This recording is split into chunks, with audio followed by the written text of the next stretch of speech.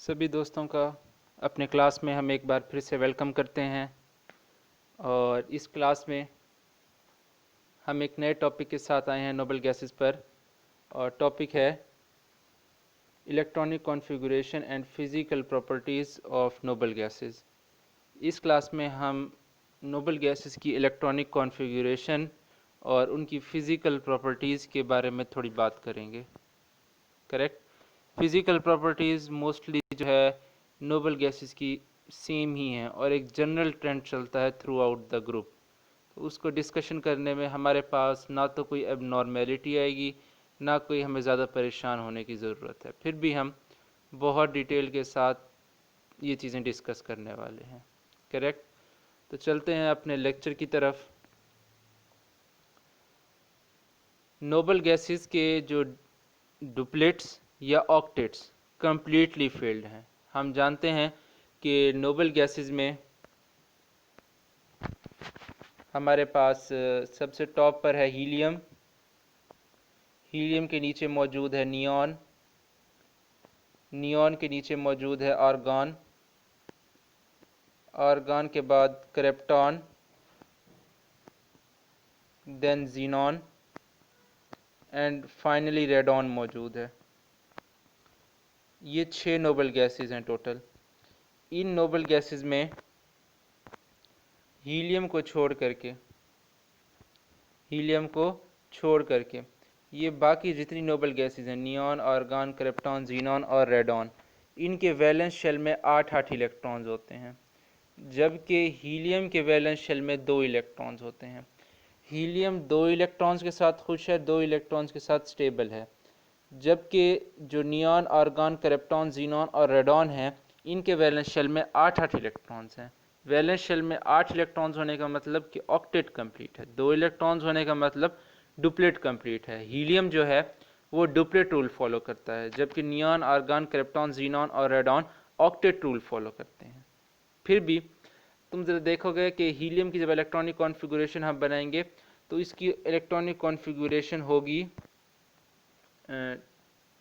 1s2।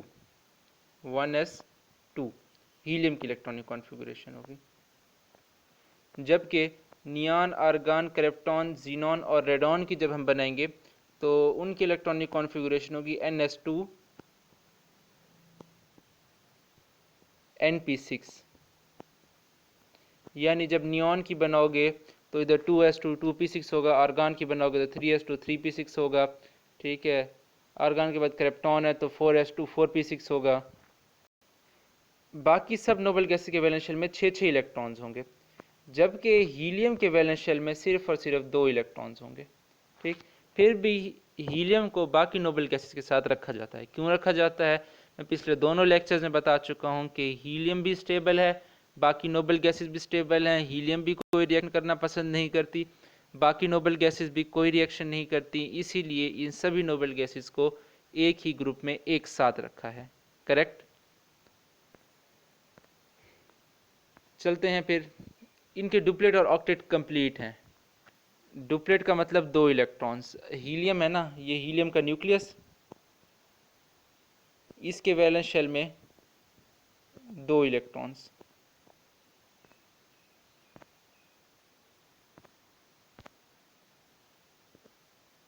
Correct. अच्छा, अगर हम हीलियम के बाद बनाएं नियॉन, नियॉन के अंदर होंगे 2 शेल्स, ऐसे ही है ना। तो नियॉन के अंदर क्या सूरत हाल होगी कि 8 इलेक्ट्रॉन्स होंगे वैलेंस शेल में। नियॉन के बाद आर्गॉन के लिए अंदर 3 शेल होंगे और आर्गॉन के अंदर इलेक्ट्रॉन्स वैलेंस शेल में 8 होंगे। ठीक हो गया। इसी तरह क्रिप्टॉन में भी वैलेंस शेल में 8 इलेक्ट्रॉन्स होंगे, जीनॉन और रेडॉन के वैलेंस शेल में भी 8-8 इलेक्ट्रॉन्स होंगे। करेक्ट। सिर्फ हीलियम के वैलेंस शेल में 2 इलेक्ट्रॉन्स हैं और बाकी जितनी नोबल गैसेस उनके वैलेंस शेल में 8-8 इलेक्ट्रॉन्स हैं। ये बात अच्छे से याद रखनी है। ओके, चलते हैं वापस। इनकी आयोनाइजेशन एनर्जी वैल्यूज़ बहुत हाई होती हैं। इनकी आयोनाइजेशन एनर्जी वैल्यूज़ बहुत हाई होती हैं। दूसरा पॉइंट, हम जानते हैं कि जब हम पीरियोडिक टेबल में, this is periodic table,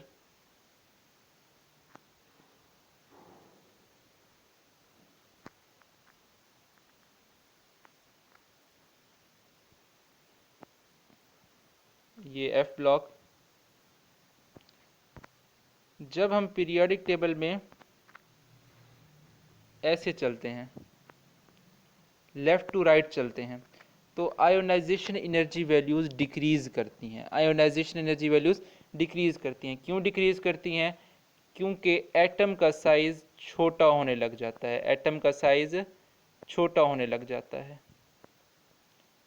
small होता जाता है। ठीक हो गया। एटम का साइज़ स्मॉल होता जाएगा तो आयोनाइजेशन एनर्जी वैल्यूज़ भी ऑटोमेटिकली इंक्रीज़ करेंगे, क्योंकि ionization energy values atomic radius या एटॉमिक साइज़ के इन्वर्सली प्रोपोर्शनल होती हैं। क्यों ऐसा होता है कि जब साइज़ छोटा होता है तो न्यूक्लियस की वैलेंस शेल पर इलेक्ट्रॉन्स, वैलेंस शेल के इलेक्ट्रॉन्स पर ग्रिप मजबूत हो जाती है, और न्यूक्लियस वैलेंस शेल के इलेक्ट्रॉन्स को इतनी आसानी से इलेक्ट्रॉन्स को एटम से निकलने नहीं देता। न्यूक्लियस वैलेंस शेल के इलेक्ट्रॉन्स को इतनी आसानी से नहीं निकलने देता अगर साइज़ स्मॉल हो। तो इसके लिए स्मॉल साइज़ के एटम में से इलेक्ट्रॉन्स को निकालने के लिए हमें ज़्यादा एनर्जी चाहिए। जबकि लार्ज साइज़ होगा अगर एटम, तो वैलेंस शेल पर जो ग्रिप है न्यूक्लियस की वो ज़रा कम होगी और हमें ज़रा कम एनर्जी चाहिए होगी। बात क्लियर हो गई ना? तो नोबल गैसेस हम जानते हैं कि बिल्कुल पीरियोडिक टेबल के एक्सट्रीम राइट पर मौजूद हैं। तो एक्सट्रीम राइट पर होने की वजह से इनका साइज़ सबसे स्मॉल और इनकी आयोनाइजेशन एनर्जी वैल्यूज़ सबसे ज़्यादा हाई होंगी। करेक्ट? उम्मीद है बात समझ आ गई होगी। तो हम अपने तीसरे पॉइंट की तरफ चलते हैं। तीसरे पॉइंट में है कि low melting and boiling point. इनके नोबल गैसेस के मेल्टिंग और बॉइलिंग काफ़ी लो होते हैं। ठीक है, इसकी सबसे पहली और बढ़िया रीज़न तो ये है कि जो नोबल गैसेस हैं वो सब की सब मोनो एटॉमिक होती हैं। वो सब की सब मोनो एटॉमिक होती हैं।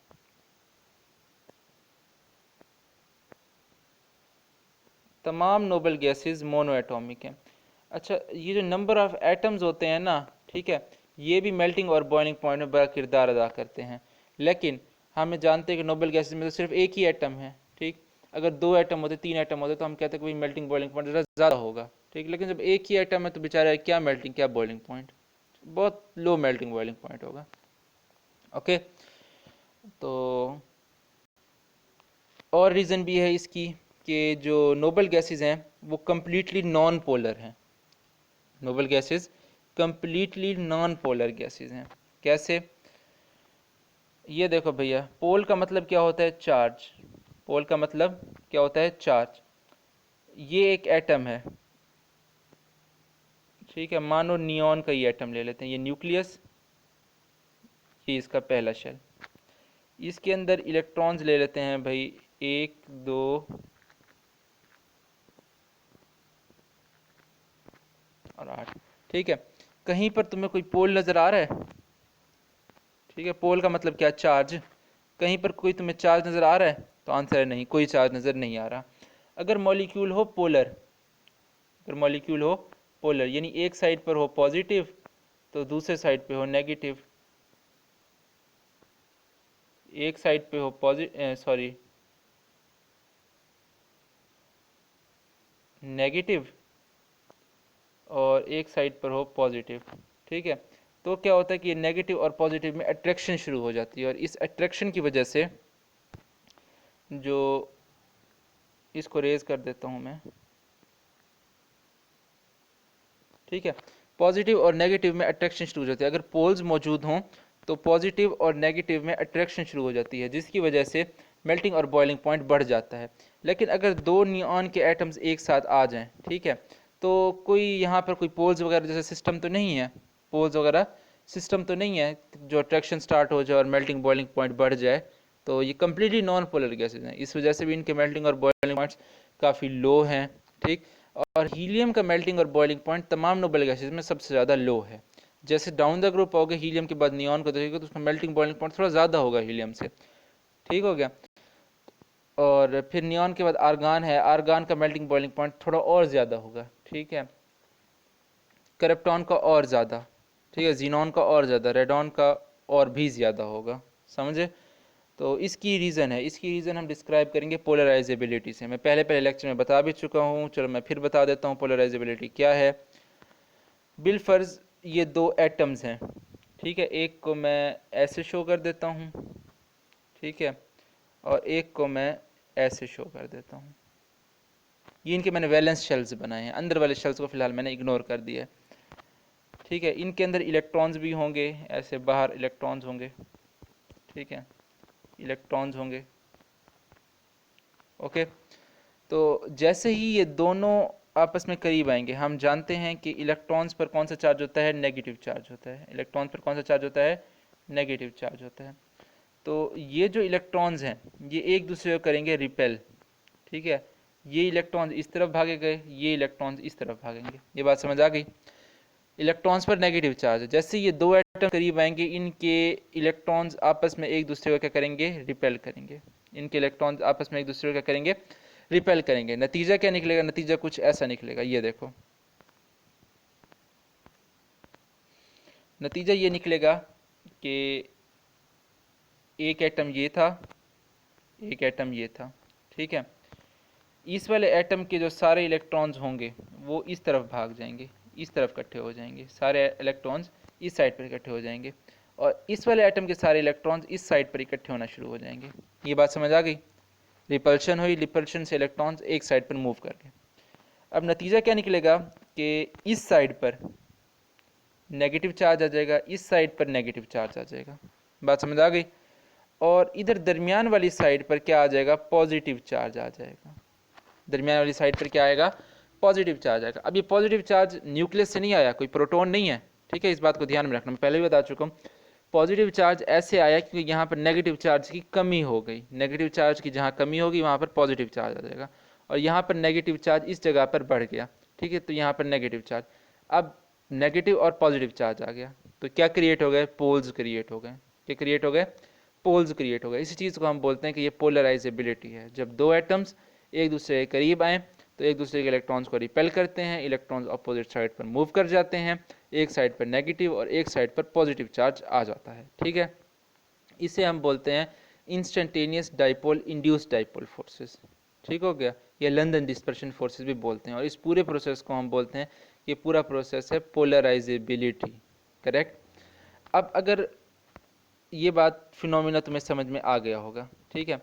अब अगर एटम का साइज है स्मॉल, ठीक है, एटम का साइज है स्मॉल, एटम है स्मॉल साइज का, तो इसके इलेक्ट्रॉन जैसे ही इस साइड पर मूव करेंगे रिपल्शन के बाद, तो फौरन इनकी पहली तरजीह क्या होगी कि वापस अपनी ओरिजिनल पोजीशन पर आ जाएं, वापस अपनी ओरिजिनल पोजीशन पर आ जाएं, ठीक है। मैं ज़रा दोबारा भी बनाकर दिखा देता हूँ। अगर ये एटम्स हैं स्मॉल, एटम्स हैं, पिछले में तो मैं एटम्स लार्ज साइज लिए थे ना, स्मॉल साइज के, तो इनके इलेक्ट्रॉन्स पहले तो इवनली डिस्ट्रीब्यूटेड हैं, ठीक हो गया। जैसे ये एक दूसरे के करीब आएंगे तो इनके इलेक्ट्रॉन्स में क्या स्टार्ट हो जाएगी, रिपल्शन स्टार्ट हो जाएगी। इलेक्ट्रॉन्स उस साइड पर मूव करेंगे, इलेक्ट्रॉन्स इस साइड पर मूव करेंगे। नतीजा क्या निकलेगा, मैं काफ़ी डिटेल से समझा रहा हूँ तो अच्छा रिस्पांस देना तुम लोगों ने भी, ठीक है। नतीजा क्या निकलेगा कि इलेक्ट्रॉन्स उस साइड पर मूव तो कर गए, ठीक है, इस साइड पर मूव तो कर गए इलेक्ट्रॉन्स, ठीक हो गया।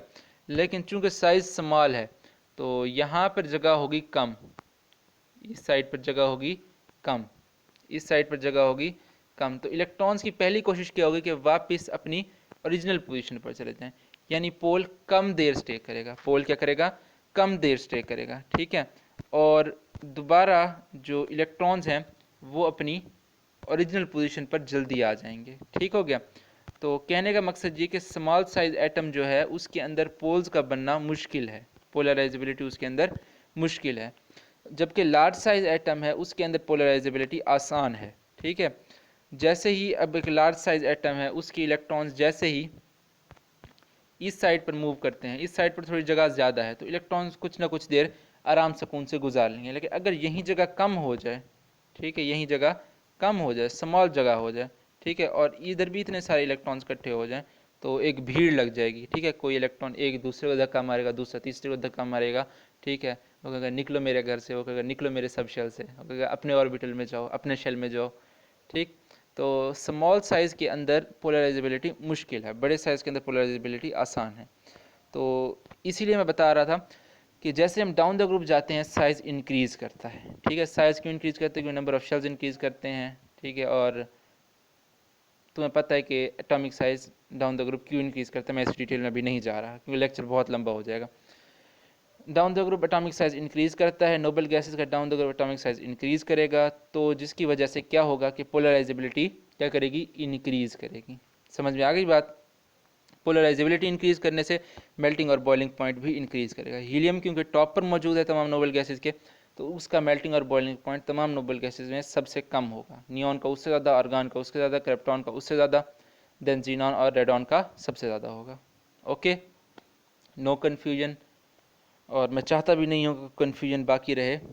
अच्छा, एक और बात बता दूँ कि हीलियम जो है ना, उसके तमाम जितने एलिमेंट्स हैं पीरियोडिक टेबल में, जितने एलिमेंट्स हैं, तमाम एलिमेंट्स में सबसे लो मेल्टिंग और बॉइलिंग पॉइंट हीलियम का है। गालिबन इसका मेल्टिंग पॉइंट -270 होता है, और एब्सोल्यूट ज़ीरो कितना होता है? -273, यानी एब्सोल्यूट ज़ीरो से सिर्फ 3 डिग्री ज़रा ज़्यादा है। ठीक है ना, 3 डिग्री ज़रा ज़्यादा है एब्सोल्यूट ज़ीरो से। तो सबसे ज़्यादा मेल्टिंग बॉइलिंग पॉइंट होता है कार्बन का, गालिबन 3800 होता है डायमंड के केस में, और सबसे लो होता है हीलियम का। और अगला पॉइंट भी मैंने समझा दिया कि बॉइलिंग पॉइंट और melting point down the group increase करता है। ठीक हो गया, ये पॉइंट भी क्लियर है। Weak van der Waals attraction, forces of attraction between the atoms. ठीक, वेंडरवाल फोर्स जो मैंने ये बताया कि जैसे पोलराइजेबिलिटी हो जाती है। ठीक है, अगर मॉलिक्यूल है परमानेंटली पोलर, ठीक है, मॉलिक्यूल है परमानेंटली पोलर, एक मॉलिक्यूल, ये दूसरा मॉलिक्यूल, ठीक है, ये इस मॉलिक्यूल पे पॉजिटिव, ये नेगेटिव, ये पॉजिटिव, और ये नेगेटिव, सॉरी इस साइड पर आएगा नेगेटिव और इस साइड पर आएगा पॉजिटिव। ठीक हो गया, ये मॉलिक्यूल हैं परमानेंटली पोलर, ये मॉलिक्यूल हैं परमानेंटली पोलर। ठीक है, यानी इनमें पोल्स हमेशा बने रहेंगे। ठीक है, और इनके दरमियान अट्रैक्शन भी काफ़ी स्ट्रॉन्ग होगी। लेकिन अगर ये कोई ऐसा सिचुएशन है कि पोलराइजेबिलिटी से पोल बने हैं, ठीक है, यानी कि इलेक्ट्रॉन इस साइड पर मूव कर गए, ठीक है, और इस साइड पर आ गया नेगेटिव चार्ज, इस साइड पर आ गया नेगेटिव चार्ज, इधर बीच में आ गया पॉजिटिव चार्ज। ठीक है, तो इस केस में क्या होगा कि अट्रैक्शन होंगी तो सही, लेकिन अट्रैक्शंस काफ़ी वीक होंगी। ठीक है, देखो मैंने इधर 3-4 डॉट लगाए हैं, इधर इस साइड पर अट्रैक्शन ज़्यादा होगी, इस साइड पर अट्रैक्शंस ज़रा कम होंगी। क्यों? क्योंकि यहाँ पर टेम्पोरेरी पोल बने हैं, यहाँ पर मॉलिक्यूल्स, इस साइड पर मॉलिक्यूल्स परमानेंटली पोलर हैं, और इधर नीचे मॉलिक्यूल्स क्या हैं? परमानेंटली पोलर नहीं है, ठीक है, पार्शली पोलर हैं। ठीक है, यहाँ हमने कहा वक्ती तौर पर पोल्स बने हैं, ये बात समझ। तो जहाँ पर वक्ती तौर पर पोल बने वहाँ पर अट्रैक्शंस वीक होती हैं, और मैंने बताया कि नोबल गैसेस में वक्ती तौर पर पोल्स बनते हैं तो अट्रैक्शन वीक अट्रैक्शंस होती हैं, और इन वीक अट्रैक्शंस को हम बोलते हैं कि ये वेंडरवाल फोर्सेस है। वेंडरवाल एक साइंटिस्ट का नाम था, उसके ऑनर में हमने ये नाम रख दिया है कि वीक फोर्सेस को वेंडरवाल फोर्सेस कहेंगे। ओके, और इनकी solubility down the group increase करती है with the increase in atomic number. आखिरी पॉइंट देखो, ठीक हो गया। बताते हैं फिर से पोलराइजेबिलिटी का कंसेप्ट। मैंने पोलराइजेबिलिटी को इसीलिए पूरा रिवाइज करवाया, हालांकि मैं कह सकता था कि पिछले लेक्चर में जाके देख कर आ जाओ, ठीक है, लेकिन मैंने ऐसा नहीं कहा, मुझे पता था कि हर चीज़ अभी पोलराइजेबिलिटी से ही लिंक होगी। अब डाउन हम जानते हैं कि अगर एक मॉलिक्यूल हो पोलर, ठीक है, एक मॉलिक्यूल है पोलर, ठीक है, यानी कि उसमें क्या है कि पॉजिटिव और नेगेटिव है, पॉजिटिव और नेगेटिव है। एक मॉलिक्यूल है नॉन पोलर, एक मॉलिक्यूल है नॉन पोलर, मतलब ये कि नॉन पोलर मॉलिक्यूल के अंदर कोई पोल नहीं है, ठीक है, कोई पोल नहीं है। तो पोलर मॉलिक्यूल ज़्यादा सॉल्युबल होगा वाटर के अंदर या नॉन पोलर? तो आंसर है पोलर सॉल्युबल होगा, कि वाटर भी एक पोलर मॉलिक्यूल है। ठीक है, जैसे ही ये पोलर मॉलिक्यूल वाटर के करीब जाएगा, ठीक है, ये फॉर एग्जांपल वाटर का मॉलिक्यूल है, और वाटर के मॉलिक्यूल में भी पोल्स होते हैं, ये पॉजिटिव हाइड्रोजन के ऊपर और नेगेटिव ऑक्सीजन के ऊपर। तो क्या होगा, अट्रैक्शन स्टार्ट हो जाएगी। फिर वो गलत बना दी ना मैंने, देखो यार कोई हालात नहीं है वैसे मेरे हैं, उल्टा बना दिया था। ये लो सही करके अब बना देते हैं। ठीक है, अब ये वाटर का मॉलिक्यूल है। ठीक है, इस वाटर के मॉलिक्यूल में भी पोल्स होते हैं, इस साइड पर नेगेटिव, ये पॉजिटिव हाइड्रोजन के ऊपर। तो जैसे ही ये पोलर मॉलिक्यूल वाटर के अंदर जाएगा तो नेगेटिव और पॉजिटिव में इजीली अट्रैक्शन स्टार्ट हो जाएगी और मॉलिक्यूल क्या हो जाएगा, डिसॉल्व हो जाएगा। जबकि नॉन पोलर के करीब अगर वाटर का मॉलिक्यूल आएगा, ठीक है, ये नेगेटिव भी है पॉजिटिव भी है, तो इतनी आसानी से नॉन पोलर डिसॉल्व नहीं होगा। हो सकता है कि मे बी इंड्यूस डाइपोल से कोई थोड़ी बहुत आसानी से डिसॉल्व हो जाए, लेकिन कोई इतनी ज़्यादा वो नहीं है कि आसानी से डिसॉल्व हो जाए non polar. Polar molecule easily dissolve हो जाएगा। ठीक हो गया, ये बात समझ लो, याद रख लो। पोलर मॉलिक्यूल इजीली डिसॉल्व होगा, नॉन पोलर मुश्किल से डिसॉल्व होगा, या जनरली केसेस में होता ही नहीं है। तो हम बात कर रहे थे पोलराइजेबिलिटी की। ठीक है, हीलियम के केस में क्या है कि पोलराइजेबिलिटी है सबसे कम। हीलियम के केस में क्या है कि पोलराइजेबिलिटी है सबसे कम। ठीक है, नियॉन के केस में पोलराइजेबिलिटी है थोड़ी ज़्यादा। ठीक है, यानी पोल्स थोड़े स्ट्रॉन्ग पोल्स बन रहे हैं। आर्गन के केस में पोलराइजेबिलिटी और भी ज़्यादा है। ठीक है, क्रिप्टॉन के केस में पोलराइजेबिलिटी और भी ज़्यादा है। ठीक है, जीनॉन के केस में पोलराइजेबिलिटी और भी ज़्यादा है। ठीक, रेडॉन के केस में पोलराइजेबिलिटी और भी ज़्यादा है। ठीक, तो जैसे जैसे हम डाउन द ग्रुप मूव कर रहे हैं तो हम क्या देख रहे हैं कि पोलराइजेबिलिटी क्या कर रही है, इंक्रीज कर रही है, यानी पोल्स ज़्यादा स्ट्रांग बन रहे हैं। पोल्स ज़्यादा स्ट्रांग बन रहे हैं, पोलराइजेबिलिटी इंक्रीज करने का मतलब यही है ना कि पोल्स ज़्यादा स्ट्रांग बन रहे हैं, पोल्स यानी चार्ज।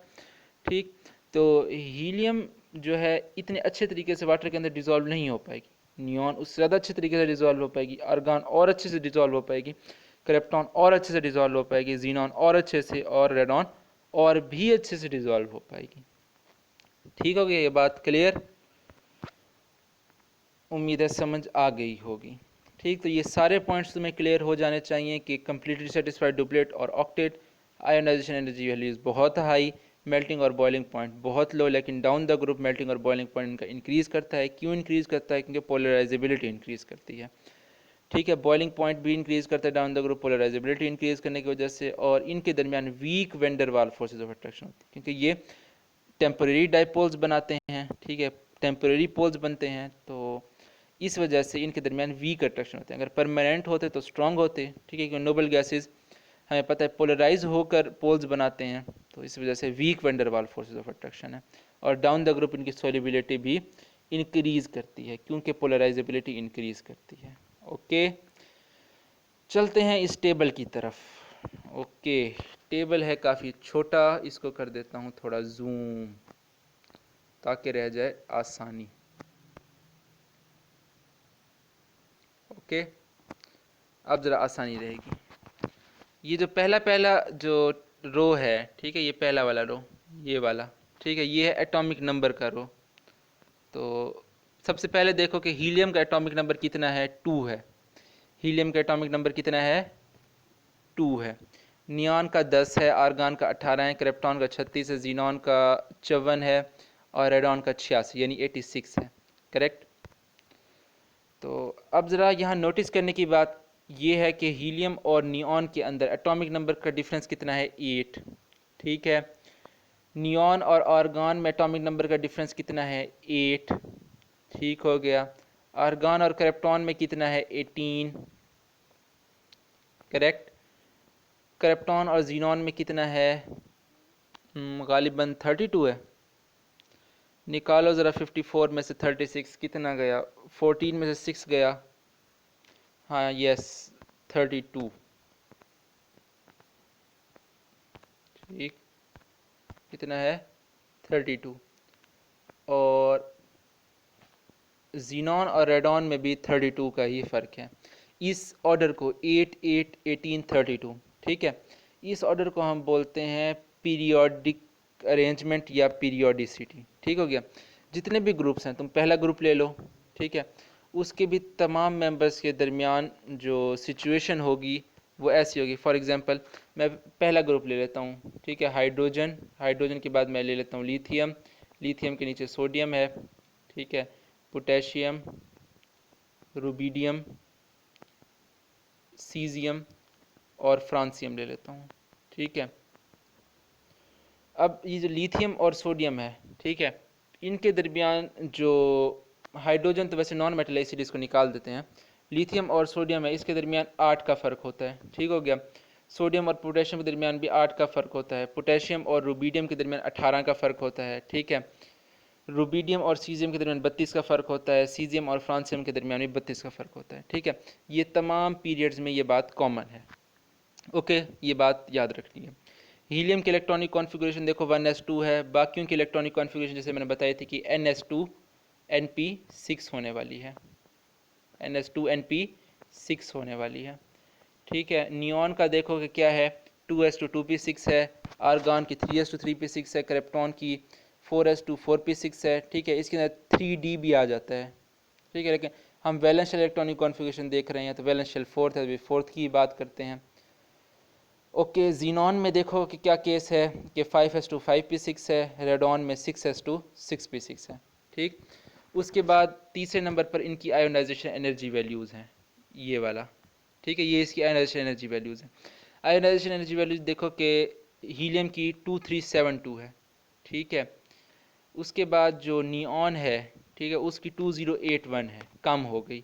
आर्गन की 1521 और कम हो गई। क्रिप्टॉन की 1351, ठीक है, और कम हो गई। जीनॉन की 1170 और कम। रेडॉन की 1037 और भी कम हो गई। करेक्ट, ये मैं बता चुका हूँ ionization energy values down the group क्यों कम होती हैं, क्योंकि एटॉमिक साइज इंक्रीज करता है, वैलेंस शेल पर अट्रैक्शन कम होती है। Down the group, along the period नहीं, down the group. Down the group atomic size increase करता है, वैलेंस शेल पर न्यूक्लियस की अट्रैक्शन कम होती है, इलेक्ट्रॉन को निकालना आसान हो जाता है। जबकि पीरियड के अंदर क्या होता है कि जो है एटॉमिक साइज डिक्रीज करता है, एटम के वैलेंस शेल के ऊपर न्यूक्लियस की अट्रैक्शन बढ़ जाती है और हमें इलेक्ट्रॉन को निकालने के लिए ज़्यादा एनर्जी चाहिए होती है। करेक्ट। और जी तीसरा पॉइंट देखते हैं किस चीज़ का है। तीसरा पॉइंट है एटॉमिक रेडियस का। ठीक है, एटॉमिक रेडियस का है तीसरा पॉइंट। एटॉमिक रेडियस देखो ये वाला पॉइंट, ये वाला पॉइंट एटॉमिक रेडियस का है। हीलियम के लिए एटॉमिक रेडियस है 40। ये सारी चीज़ें पाइकोमीटर में की जाती हैं, ये सारी चीज़ें पाइकोमीटर में रिपोर्ट की जाती हैं। पाइकोमीटर क्या है, मीटर का छोटा भाई। ठीक है, पाइकोमीटर क्या है, मीटर का छोटा भाई। और ये जो एक पाइकोमीटर होता है ना, पी स्मॉल लिखा जाता है, ठीक है, वो 10⁻⁻12 मीटर के बराबर होता है। 10⁻- लिख ले, टू लिख जा, 2 मीटर। ठीक हो गया। 1 पाइकोमीटर 10⁻12 मीटर के बराबर होता है। ये जितनी वैल्यूज़ हैं 40 70 94 109 130 140, ये सारी वैल्यूज़ पाइकोमीटर में रिपोर्ट की गई हैं। तो देखो down the group atomic size increase कर रहा है, 40 70 94 109 फिर 130 140। ठीक है, कोई फ्लक्चुएशन नहीं। बहुत अच्छी गैसेज हैं ये नोबल गैसेज, कोई एबनॉर्मेलिटी नहीं दिखाती। उसके बाद अगला जो है ये मेल्टिंग और बॉइलिंग पॉइंट का है। मेल्टिंग और बॉइलिंग पॉइंट का है, ये वाला मेल्टिंग और बॉइलिंग पॉइंट का टेबल है। मेल्टिंग पॉइंट का पहले तो हीलियम का मेल्टिंग पॉइंट देखो कि 272 डिग्री सेल्सियस, यानी एब्सोल्यूट ज़ीरो से सिर्फ 1 डिग्री ज़्यादा है। देख लो, ठीक है। कुछ बुक्स के अंदर -246 भी लिखा हुआ होगा। ठीक है, गालिबन जो PTB की टेक्स्ट बुक है उसके अंदर -246 लिखा हुआ है, लेकिन यार वो गलत है। ठीक है, तो उसको MCQ अगर आए बोर्ड में तो -246 से तुम्हें टिक करना पड़ेगा, लेकिन एक्चुअल जो मैं बता दूँ को होता -270 -272 होता है, ऐसे होता है। ठीक हो गया ना, तो बुक के अंदर करेक्शन कर लेना, वहाँ पे -246 लिखा हुआ होगा। ठीक, तो माइनस मैंने बताया कि down the group melting point decrease करता है, पहले -270, down the group melting point increase करता है। ठीक है, down the group melting point increase करता है क्योंकि पोलराइजेबिलिटी इंक्रीज करती है। देखो मेल्टिंग पॉइंट इंक्रीज कर रहा है, -272 -249 -189 157 112 -71। करेक्ट। अगला टेबल बॉइलिंग पॉइंट का है -269, 246, 186, 153, 108 और -61। ये भी इंक्रीज़ किया क्योंकि माइनस के अंदर जो बड़ी वैल्यू होती है वो छोटी होती है और छोटी वैल्यू माइनस के अंदर बड़ी होती है। ठीक, तो इस सब में ये -61 है, ये सबसे बड़ी वैल्यू है। ठीक है, -108 उससे छोटी वैल्यू है क्योंकि साथ माइनस का साइन लगा हुआ है। ठीक, उसके बाद अगला जो है वो है सॉल्युबिलिटी का टेबल। ठीक है, सॉल्युबिलिटी देखो डाउन द ग्रुप इंक्रीज कर रही है। ठीक है, पहले हीलियम की सॉल्युबिलिटी कितनी है, 13.8 मिलीलीटर पर लीटर। यानी अगर हम बहुत सारी हीलियम को पानी के अंदर डाल दें, ठीक है, तो उसमें से 13.8 मिलीलीटर सिर्फ 1 लीटर पानी के अंदर सॉल्युबल। यानी अगर हम 1 लीटर पानी लें और उसके अंदर बहुत सारी हीलियम डाल दें, ठीक है, तो उस बहुत सारी हीलियम में से सिर्फ 13.8 मिलीलीटर हीलियम डिज़ोल्व करेगी, बाकी ज़ाया हो जाएगी। ठीक हो गया। इसी तरह नियॉन है 14.7, यानी 1 लीटर पानी लें उसके अंदर बहुत सारा नियॉन डालें तो सिर्फ 14.7 मिलीलीटर नियॉन सॉल्युबल होगी। करेक्ट। तो ये देखो जैसे जैसे हम नीचे जा रहे हैं सॉल्युबिलिटी इंक्रीज़ कर रही है, सॉल्युबिलिटी इंक्रीज़ कर रही है। पहले सॉल्युबिलिटी कितनी थी, 13.8, 14.7, 37.9, 73, 110, और रेडॉन की इधर रिपोर्ट ही नहीं की गई। करेक्ट। रेडॉन की जनरली हम वैसे भी रिपोर्ट नहीं करते क्योंकि जो है बहुत मुश्किल है रेडॉन को स्टडी करना। क्यों? क्योंकि ये रेडियो एक्टिव है। ठीक है, रेडॉन रेडियो एक्टिव है। इसकी हाफ लाइफ भी सिर्फ और सिर्फ 3.8 डे होती है, 3.8 डेज। लिख देते हैं 3.8 डेज। ठीक, तो अब अगर कोई बंदा रेडॉन को एक्सपेरिमेंट करने के लिए लेकर के आता है, ठीक, तो सिर्फ ला करके आके सो गया कि भाई मैं कल उठूंगा और एक्सपेरिमेंट करूंगा, किलो रेडॉन कहीं से लेकर आ गया, तो अगले दिन सुबह उठेगा, ठीक है, वो देखेगा वो तो थोड़ी सी और कम हुई हुई, 1-2 दिन और ताखिर कर देगा, आधी रेडॉन तो गायब। ठीक, तो काफ़ी महंगा और चीप, काफ़ी महंगा और हाँ एक्सपेंसिव, चीप तो होता है सस्ता, एक्सपेंसिव एक्सपेरिमेंट होगा रेडॉन को स्टडी करना। तो इसी वजह से कोई रेडॉन को स्टडी करने की हिम्मत नहीं करता, किसी की जेब इतनी इजाज़त नहीं देती। अगर तुम्हारी जेब इतनी इजाज़त दे तो जाओ रेडॉन ख़रीद कर लाओ और उसकी सॉल्युबिलिटी चेक करो और मुझे भी बताओ। ठीक, सॉल्युबिलिटी क्यों इंक्रीज़ करती है डाउन द ग्रुप, क्योंकि पोलराइजेबिलिटी इंक्रीज़ करती है। उसके बाद हीट ऑफ वेपराइजेशन, ये देखो इनकी हीट ऑफ वेपराइजेशन भी डाउन द ग्रुप इंक्रीज़ कर रही है। क्यों इंक्रीज़ कर रही है, फिर वही बात, पोलराइजेबिलिटी, पोलराइजेबिलिटी ज़्यादा होगी तो हीट ऑफ वेपराइजेशन भी ज़्यादा होगी। ओके, हीट ऑफ वेपराइजेशन होती क्या है मैं बता देता हूँ तुम लोगों को। हीट ऑफ वेपराइजेशन ये होती है कि अगर ये ढेर सारे मॉलिक्यूल्स हैं, ये इकट्ठे रह रहे हैं, ठीक है, ढेर सारे मॉलिक्यूल्स हैं, ये इकट्ठे रह रहे हैं, ये एक साथ मौजूद हैं ढेर सारे मॉलिक्यूल्स। ठीक, इनको तुम हीट करो, इनको हीट करो, तो हीट करने से क्या होगा कि ये मॉलिक्यूल्स बिखर जाएंगे, यानी वेपराइज हो जाएंगे। मॉलिक्यूल्स क्या होंगे, वेपराइज हो जाएंगे। तो इनको वेपर्स में कन्वर्ट करने के लिए जितनी एनर्जी चाहिए वो होती है हीट ऑफ वेपराइजेशन। अगर दो मॉलिक्यूल्स हैं, ठीक है, मॉलिक्यूल्स के दरमियान फोर्सेस ऑफ अट्रैक्शन है बहुत ज़्यादा स्ट्रॉन्ग, फोर्सेस ऑफ अट्रैक्शन है काफ़ी ज़्यादा स्ट्रॉन्ग, तो ये काफ़ी मुश्किल से वेपराइज होते हैं, काफ़ी मुश्किल वेपराइज होता है। अगर मॉलिक्यूल्स के दरमियान फोर्सेस ऑफ अट्रैक्शन है काफ़ी वीक, ठीक है, तो बहुत इजीली वेपराइज हो जाता है।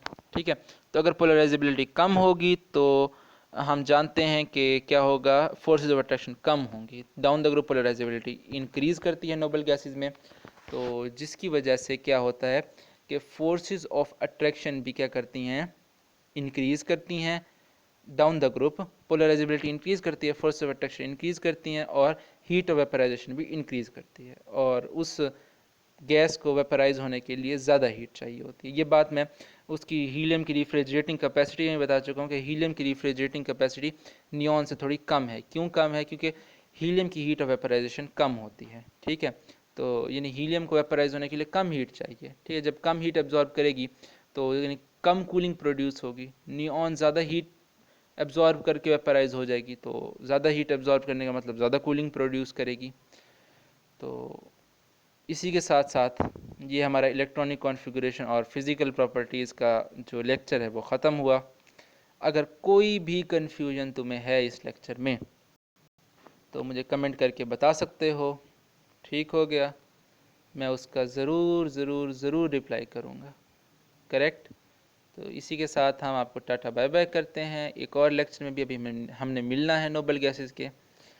फिर मिलते हैं हम अगले क्लास में। ओके।